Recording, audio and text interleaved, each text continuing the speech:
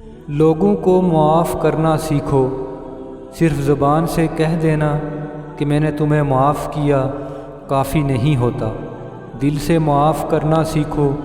یقین جانو تم بہت پرسکون رہو گے اور اللہ بھی تم سے خوش ہوگا۔ کوئی تمہارے ساتھ غلط کرے، زیادتی کرے تو سہ کر معاملہ اللہ پر چھوڑ دو، وہ بہترین انصاف کرنے والا ہے۔ اگر کوئی تمہیں تکلیف دیتا ہے تو اس کے دیے دکھ کا حساب مت کیا کرو۔ نادانی سمجھ کر بھولنا سیکھو۔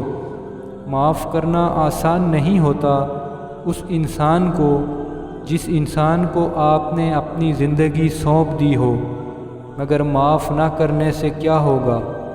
آپ کے دکھ ختم ہو جائیں گے یا آپ خدا کے انصاف کو اپنے ہاتھ میں لینے لگو گے؟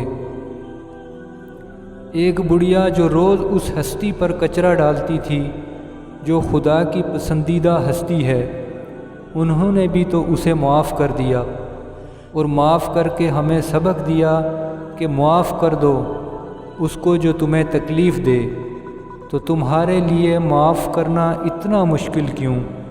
اللہ پاک نے قرآن میں فرمایا ہے کہ اور تم مجھے ویسا ہی پاؤ گے جیسا میرا گمان کرو گے۔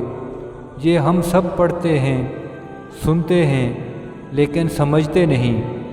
کیا تم جانتے ہو جب حضرت موسیٰ علیہ السلام کے پیچھے فرعون کی فوج لگی ہوئی تھی تو اللہ نے کیوں سمندر کو 2 حصوں میں تقسیم کر دیا؟ کیا تم جانتے ہو جب حضرت ابراہیم علیہ السلام کو آگ میں ڈالا گیا تو اس نے کیوں اس آگ کو ٹھنڈا کر دیا؟ کیا تم جانتے ہو کہ اس نے یوسف علیہ السلام کو کیوں کنویں میں بھی پالا؟ کیا تم جانتے ہو کہ اس نے ہاجرہ بی بی کو صحرا کے درمیان زمزم کیوں دیا؟ کیوں اس نے حضرت یونس علیہ السلام کو مچھلی کے پیٹ میں بھی محفوظ رکھا؟ کیوں اس نے زکریا علیہ السلام کو عمر کے آخری حصہ میں پہلی اولاد سے نوازا؟ ان سب میں بس ایک چیز مشابہ تھی، یقین۔ صرف اس لیے کہ ان میں سے کسی نے بھی ہمت نہیں ہاری، انہوں نے یقین رکھا کہ اللہ کوئی راستہ نکالے گا، اور دیکھو اللہ نے راستہ نکالا۔ ان سب نے خدا پر پختہ یقین رکھا، اور دیکھو خدا نے بھی انہیں مایوس نہیں کیا۔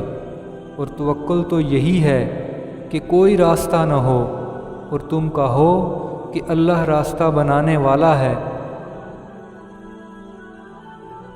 جب تم اس کے اچھا گمان کرو گے تو یقیناً تم اچھا ہی پاؤ گے، اور پھر دیکھو راہیں وہاں سے نکلیں گی جہاں تمہارا وہم و گمان بھی نہیں جا سکتا۔